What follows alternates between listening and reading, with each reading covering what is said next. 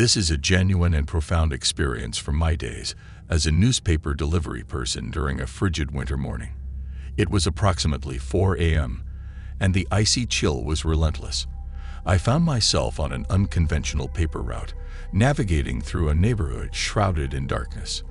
The bitter winter winds howled as I approached an apartment building with my stack of newspapers. As I headed toward a dimly lit corner of the building, I was taken aback by the sound of voices. I couldn't fathom why people would be out in the cold at such an early hour. I squinted, trying to discern the source of the commotion. Drawing closer, I spotted a woman huddled in the hallway before me.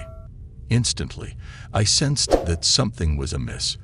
As I closed the distance, it became evident that she was clad in nothing but her underwear. Questions raced through my mind. Why was she out here alone, exposed to the freezing winter morning? She was trembling from the cold, her lips already turning blue. I approached her, concerned, and asked if she was all right and in need of assistance. However, she remained silent, refusing to acknowledge my presence. It was heartbreaking to witness her in such a dire state. Unable to stand idly by, I removed my coat and attempted to drape it over her, but she resisted, urging me not to give her the coat. She mumbled something about her husband and how it would land her in trouble if he saw her with it. In that moment, I began to suspect a disturbing pattern of domestic violence. With a heavy heart, I made the decision to call the police. As I waited for their arrival, I stood vigil by the woman's side, still unable to coax a word from her. I couldn't fathom how long she had been exposed to the brutal elements. It was a haunting and deeply saddening sight.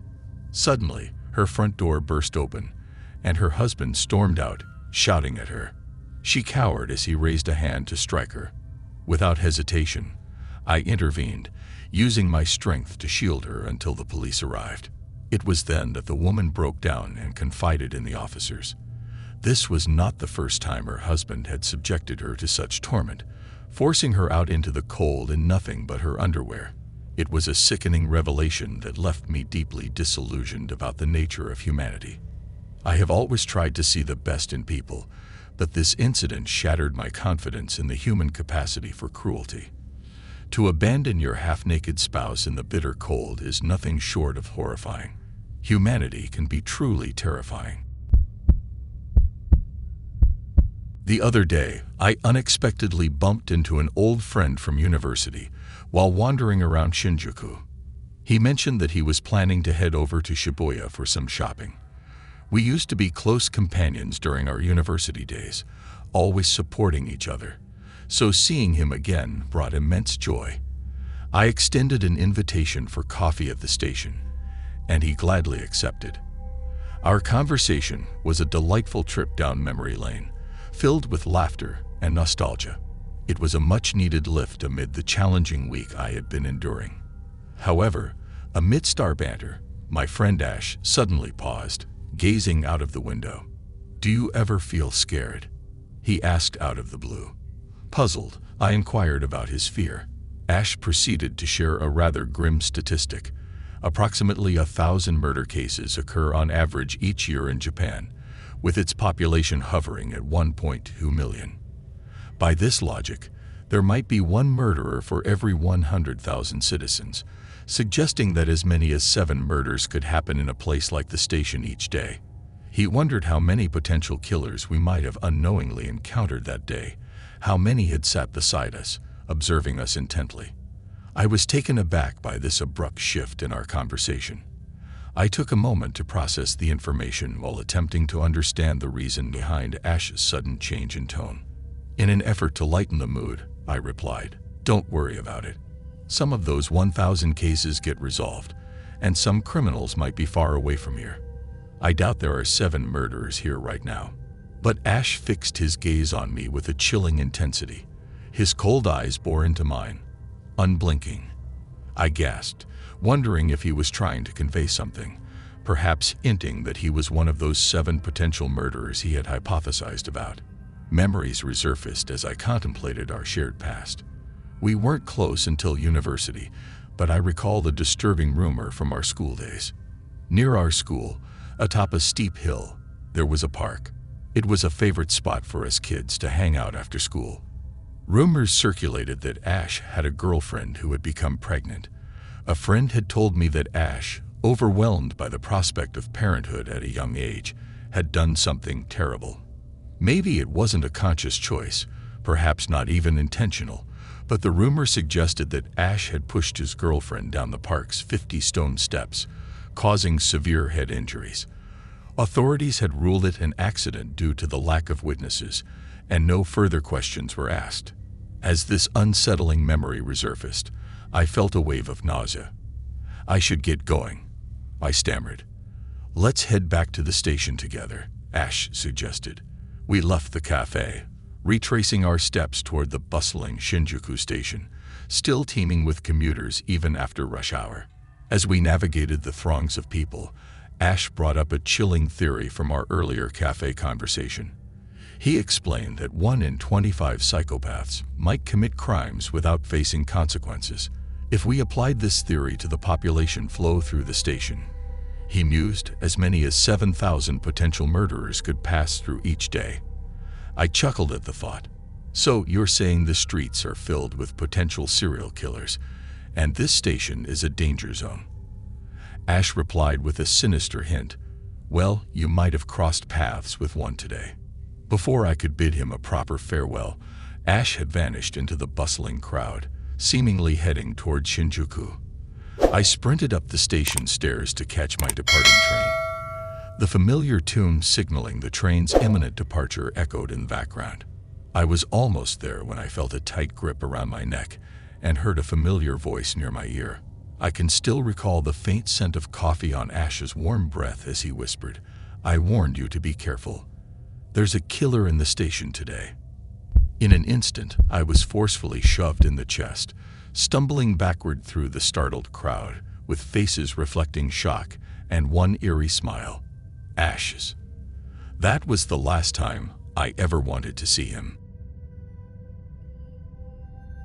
During my university days, I had the privilege of a close friendship with a strikingly attractive woman who, strangely enough, had never been involved in a romantic relationship and exhibited no particular interest in men. Naturally, her unique situation piqued my curiosity, prompting me to engage in a candid conversation with her. In the process, she unveiled 2 unsettling episodes that shed light on her hesitation when it came to dating. Firstly, she recounted her high school romance, a relationship that ultimately spiraled into a nightmarish ordeal. In an attempt to extricate herself from this increasingly possessive partner, she initiated a discussion about mutually terminating the relationship. However, her ex-boyfriend's reaction was nothing short of explosive rage, culminating in a physical attack. This traumatic experience left her scared, sowing the seeds of deep-seated apprehension when it came to relationships. The second episode was equally disconcerting. Prior to her university journey, during one of her daily train commutes, she stumbled upon an eerie and enigmatic sealed envelope tucked discreetly within her bag. The contents of this sealed letter were alarmingly succinct, containing just a few unsettling words. "Love at first sight." What made it all the more unsettling was the fact that it wasn't addressed to her, carried no trace of identification, and bore no indication of the intended recipient. The disconcerting nature of this occurrence was enough to send shivers down her spine. What followed were recurring incidents of discovering similar letters in her bag on a weekly basis, despite her complete disinterest in reciprocating the sender's advances. This unnerving situation ultimately led her to discontinue her train commute, hoping to put an end to the disconcerting letters. Nevertheless, her ordeal took a sinister turn when she began receiving calls from an unidentified number shortly thereafter. These mysterious phone calls only served to intensify her fears, and she decided to label the caller as stalker. Out of sheer trepidation, in a bid to gather evidence, she resorted to setting up an answering machine. To her astonishment, the stalker not only persisted but left increasingly disturbing messages, interrogating her about the reasons for her withdrawal. This sequence of traumatic events had a profound impact on her psyche, instilling in her a paralyzing fear of leaving her home and a pervasive distrust of men. It took her the passage of several years to summon the strength to rebuild her confidence and ultimately venture into the world of university life. In an effort to facilitate her recovery and help her regain her trust in men, I proposed the idea of inviting her to a social gathering. This event would comprise both male and female attendees, and I made it abundantly clear to my friends that she was feeling anxious and requested their utmost consideration and sensitivity. Reluctantly, she agreed to attend. At the gathering, she struck up an engaging conversation with a man who shared an uncannily identical taste in music and movies. Their connection was so profound that it felt as if destiny itself had orchestrated their meeting. As the event concluded, he mustered the courage to ask for her contact information, marking a significant milestone in her journey toward recovery. In the ensuing days, they embarked on a correspondence via email, with their exchanges deepening in significance. Eventually, he extended a heartfelt invitation for a date, to which she eagerly acquiesced. To ensure she wouldn't be tardy for their rendezvous, she left her home with ample time to spare. In an attempt to ease the meeting, she conveyed her whereabouts to him via email and requested that he call her upon his arrival. As the minutes ticked by in that bustling cafe, she anxiously awaited the anticipated call. When the phone finally rang, her heart raced with a mixture of hope and dread. To her astonishment and horror, the caller ID displayed "Stalker." Fear gripped her once again, but she summoned her inner strength and answered the call. To her disbelief, the voice on the other end belonged to the man she had met at the party, her newfound boyfriend. It suddenly dawned on her that he must have been the perpetrator behind the disturbing letters she had discovered in her bag on the train. In a state of shock and distress, she immediately reached out to me, her voice trembling with despair. All she managed to utter was, "I have no luck with men." Thankfully, with the unwavering support of her friends and colleagues, they managed to deter the persistent stalker, though the specifics of their actions remained veiled in mystery. The stalker's eerie fixation on my friend left me both flabbergasted and somewhat awestruck, while simultaneously wishing he had respected her desire for solitude and peace. This incident occurred during my high school years, right in the midst of summer vacation. A group of 5 friends, including 4 males and 1 female, concocted a plan to explore an eerie, abandoned villa hidden deep within a dense forest. To avoid any unwanted attention, we decided to embark on this adventure under the shroud of darkness, with our excursion commencing just past 11 p.m. In those days, we were brimming with audacity, blissfully ignorant about the realms of hauntings and ghosts. Our initial approach involved standing outside the villa, grappling with strategies on how to proceed. My suggestion to divide into 2 smaller teams was met with resistance. The others were too apprehensive to be separated. The villa, a 3-story structure with what appeared to be an underground level, spurred our curiosity. We eventually agreed to start from the top and work our way down into the enigmatic basement. Forming a line, I wielded the largest flashlight in our group, thus earning the role of the vanguard. As we entered the villa, the atmosphere was peculiar, though not overtly spooky. What truly unsettled me was the growing distance we put between ourselves and the exit, coupled with an overwhelming sense of anxiety, as if there were no means of escape. We proceeded down a corridor branching from the lobby, where my friends began to swing open doors and illuminate rooms with their flashlights. To our relief, nothing of interest or scariness materialized. Some rooms were inexplicably locked, leaving our imaginations to concoct unsettling scenarios lurking behind them. Our knowledge about the villa's abandonment duration remained shrouded in mystery. Although the building seemed relatively intact, occasional creaking floorboards and broken windows added to the eerie ambience. The slightest sounds, such as the crunching of broken glass, reverberated loudly in the abandoned house within the woods. Fear of being discovered or caught gnawed at me as we ascended to the 2nd floor. Suddenly, the girl in our group paused, her flashlight illuminating a dark mark on the wall. She muttered, "Is this blood?" Simultaneously, my torchlight revealed a cluster of small round balls scattered on the floor, BB or airgun pellets, The sight unnerved us, and our friend was convinced she had stumbled upon blood. Stepping back, she accidentally brushed against something overhead, causing a metallic object to plummet to the ground with a deafening clang. Our minds raced with thoughts of potential booby traps and the sinister intentions of those who might frequent this place.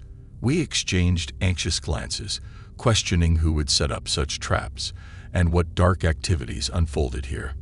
Our friend, traumatized by the near miss, refused to venture any further.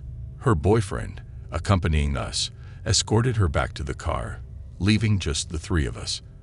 Despite our growing unease, our determination to explore the basement compelled us forward. The knowledge that others had ventured here before us provided a modicum of reassurance. Upon reaching the basement, we meticulously combed through its enigmatic, windowless rooms, each painted pitch black. The ominous atmosphere heightened our discomfort, evident in our collective desire to return upstairs. As we approached the door at the end of the corridor, we were greeted by a sign that read "Boiler Room." Below it, scratched words sent shivers down my spine. "Don't open the door. The children will get out." Panic set in, and we made a hasty retreat. But before leaving, I could swear I heard a faint movement behind that ominous door. Was it an elaborate prank by those who frequented the place, or was it something more sinister? In that moment, an innate instinct urged me to escape from that place. I still believe it was a prank, but that chilling experience remains etched in my memory. When my brother and I were younger, our parents treated us to an unforgettable trip to a theme park that has since been shuttered. I suspect that incidents like the one I'm about to recount may have contributed to its closure. I was roughly 8 or 9 years old at the time, while my brother was around 4 or 5. This adventure took place during our summer vacation, and our parents had promised that if we behaved well during the break, they would reward us with a visit to an amusement park. After enduring many dull days and nights of exemplary behavior, our long-awaited promise was fulfilled. We all piled into the car and set off for the amusement park. It wasn't a grand destination like Disney World or Fuji-Q Highlands. Instead, it leaned towards the more budget-friendly and vintage side. I believe this park had been established in the 1960s, so it retained a quaint charm with eerie clown murals adorning its walls and quirky, glitchy animatronics. Surprisingly, in the 80s, such unsettling clowns and malfunctioning robots were deemed socially acceptable. Despite the typical sibling squabbles during the car journey, exacerbated by a flat tire and less than ideal directions, we arrived at the park around 7 o'clock. The park was scheduled to close at 9, and although we had the entire next day to explore, our eagerness drove us to experience something before bedtime. We were staying at the park hotel, so we dropped our bags off in our room and ventured down to the park as a family. Inside, we encountered the usual attractions: Ferris wheels, roller coasters, bumper cars. Our parents secured a picnic table and ordered some drinks, allowing us to explore the compact park together. We hopped on a somewhat creaky Ferris wheel that granted us a bird's-eye view of the park. Notably, there was a clown-themed area, and one of the clowns caught our attention. We exchanged waves, and as we descended, the clown made his way over to the Ferris wheel. He warmly greeted us as we disembarked, and we felt quite special. This clown sported a striking appearance with a large red diamond painted over his eyes, a blue nose, and wild yellow hair. His white clown makeup glowed as the sun began to set. He engaged in small talk with us before proposing a game of honesty. He promised a prize if we answered all of his questions truthfully.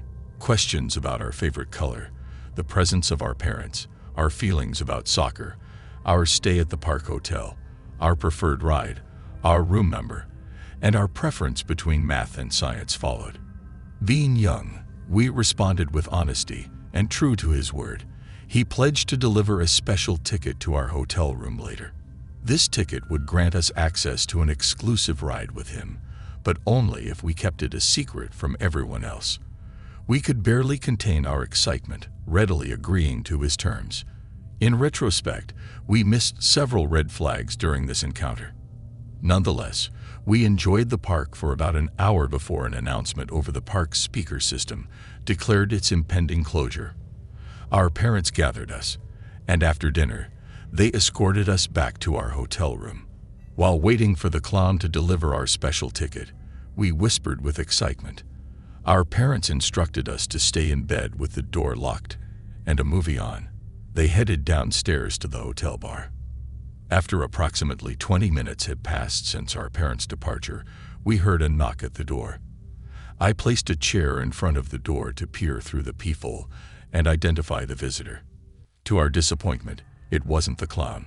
I quietly descended from the chair and informed my brother. The knocking persisted, and then the visitor spoke. It was the clown's voice, but when I looked through the peephole moments ago, I had seen a different man. Something didn't feel right. As the man urged us to hurry, claiming we might miss our chance for the super secret ride, my brother began putting on his shoes, and I grabbed his arm, feeling that this was wrong. I didn't like the situation. I called out, refusing to open the door. It was an instinctive response, and I just knew the door should remain shut. The man's tone grew angrier as he demanded we open the door, dropping the clown persona. My brother whimpered, but I remained resolute. Then, the man began pounding on the door, shouting threats. The room fell silent for about 10 minutes after this commotion. My brother and I, tears streaming down our faces, remained in the bathroom, where we had taken refuge. We heard the door open, and our fear intensified. Relief washed over us when we heard our mom's voice asking where we were. We recounted the ordeal to our parents, but they assumed it was a result of watching a scary movie or having a bad dream. We struggled to convince them that we had narrowly escaped a dangerous situation. Years later, the park closed down, and I can only hope that nothing sinister befell anyone else and that it merely went out of business. My hobby is mountain hiking, specifically the kind that leads me to remote, rodless mountains where I can immerse myself in solitude amidst untouched landscapes. During these treks, I often encounter peculiar and extraordinary sights. One memorable instance involved an albino antelope sighting, while another time, I beheld an eagle of immense proportions, akin to a fully grown man in size. However, the most unsettling experience occurred when I stumbled upon a family inexplicably deep within the mountainous wilderness. This eerie encounter transpired on a quiet weekday afternoon as I traversed the border between Miyagi, Yamagata, and Akita. A dense forest of colossal beech trees made the hike relatively straightforward. As dusk began to cast its shadow, I found myself in an area known only to locals and hiking enthusiasts, like me equipped with GPS devices. The isolation was palpable. Walking along a narrow ridge, I noticed a babbling stream below. At the stream's edge stood a man, initially appearing as if he were engaged in fishing. However, my curiosity was piqued as I discerned the presence of 4 additional individuals. All 5 of them were standing in the river, some 100 meters distant. My thoughts strayed to the possibility that they were contemplating something grim, venturing this far into the secluded mountains on the verge of nightfall. I resolved to approach them, intent on intervening and offering assistance if needed. Yet my observations revealed no movement from this group for a prolonged 5 minutes. It gradually dawned on me. They were not real people. These figures, facing away from me, were in fact mannequins. 2 adults and 2 children stood before me, all dressed oddly for their surroundings. Determined to unravel the mystery, I inched closer, mindful of my escape options. My mind raced, even entertaining the notion of leaping into the river if things took a sinister turn. As I drew nearer, my suspicions were confirmed. They were indeed mannequins. Each bore a name painted on their front, and their bodies were riddled with small holes resembling bullet impacts, perhaps from a shotgun. The most chilling detail was the broken blade of a box cutter protruding from the back of one of the child mannequins. Disgust and fear overcame me. The unsettling question remained, who had placed these mannequins here and for what sinister purpose? I had to admit to myself that someone with a profoundly disturbed mind must have orchestrated this bizarre tableau. I decided it was time to retreat from the mountain. Even as I recount this experience, I shudder at the memory of those eerie mannequins, their inexplicable presence, marked with countless holes, and that ominous blade haunts my thoughts. Someone had gone to great lengths to transport these bulky, heavy wooden mannequins deep into the wilderness. To carry even one would require considerable effort and rest breaks. But there were 4 of them. I cannot help but wonder if they still remain in that desolate spot. Though this encounter transpired around 2 years ago, I have yet to muster the courage to return and investigate further, as my intuition suggests that they are likely still there, shrouded in mystery. Not too long ago, a group of my friends and I decided to embark on a nighttime adventure, taking a drive through the winding mountain roads. It was one of those spontaneous decisions where we had no specific destination in mind.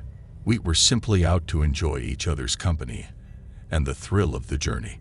As we set off, the night had already enveloped the landscape and an eerie fog hung heavily in the air. This atmospheric setting was quite typical for these mountainous regions, where the mist had a way of weaving through the peaks and valleys, creating an otherworldly ambience. Our vague intention was to reach the observatory perched atop the highest mountain peak in the vicinity. None of us could recall the precise reason for this choice. Perhaps it was the promise of panoramic views, or simply the allure of adventure that beckoned us. As we continued along the winding roads, an unexpected turn of events unfolded. Out of nowhere, a jeep suddenly appeared in our rearview mirror, hurtling toward us with alarming speed. Panic rippled through our group, and one of my friends in the backseat pointed out the rapidly approaching vehicle in colorful language, urging me to step on the gas pedal. However, it soon became apparent that this wasn't just any jeep. It was a Mercedes-Benz G-Class, a car that bore a striking resemblance to a jeep, but was far better suited for the rugged mountain terrain. With the fog obscuring our vision and my friends growing increasingly anxious, the situation became incredibly stressful. In a desperate bid to shake off our pursuer, I accelerated, weaving through the misty curves of the mountain road. The G-Class, however, showed no signs of relenting, relentlessly closing the gap between us. It felt as though our hearts were racing in sync with the roaring engines behind us. Thankfully, salvation appeared on the horizon as I spotted the turnoff leading to the observatory. I decided to take the chance and make the sharp turn, hoping that the Mercedes would continue straight.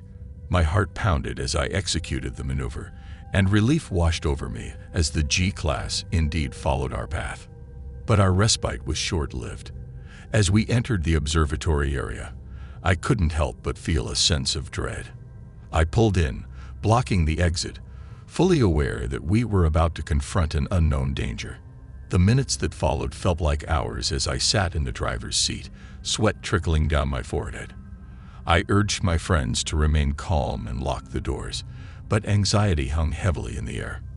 Finally, 2 figures emerged from the Mercedes. Dressed impeccably in crisp suits, they exuded an air of professionalism that only heightened our unease. The slender man, sporting glasses, rapped on my window, and I reluctantly lowered it a few inches. He inquired about our late-night presence, while his burly companion scoffed at our motives.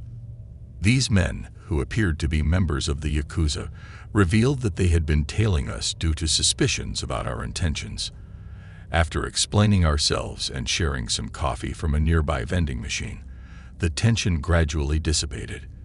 Despite our earlier apprehensions, they were surprisingly amiable. After a while, the man with glasses suggested they needed to leave for some undisclosed business. They returned to their car, blocking our exit once more.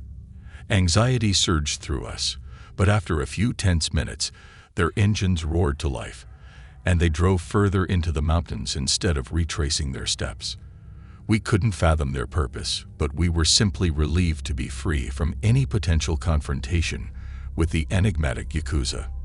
With the immediate danger averted, we began to nervously laugh about the bizarre encounter. However, one of my friends remained uncharacteristically quiet, his face drained of color. I couldn't ignore his distress, and I asked him directly if he was okay. His response sent shivers down our spines. He had witnessed something unsettling when the burly man in the back seat of the Jeep had opened the door. Inside, he had seen a man with tape over his mouth and his arms bound behind his back. Fear and dread gripped our group, but none of us could find the words to articulate our darkest suspicions. Determined to do the right thing, I immediately called the police. However, without a license plate, our ability to provide information was severely limited. It was a frustrating realization, and I couldn't help but wonder why my friend hadn't memorized the license plate when he had a chance. The drive home, although devoid of immediate danger, was filled with an overwhelming sense of unease and uncertainty. The incident served as a stark reminder to exercise caution on mountain roads late at night, for you never know what hidden dangers might lurk in the foggy darkness.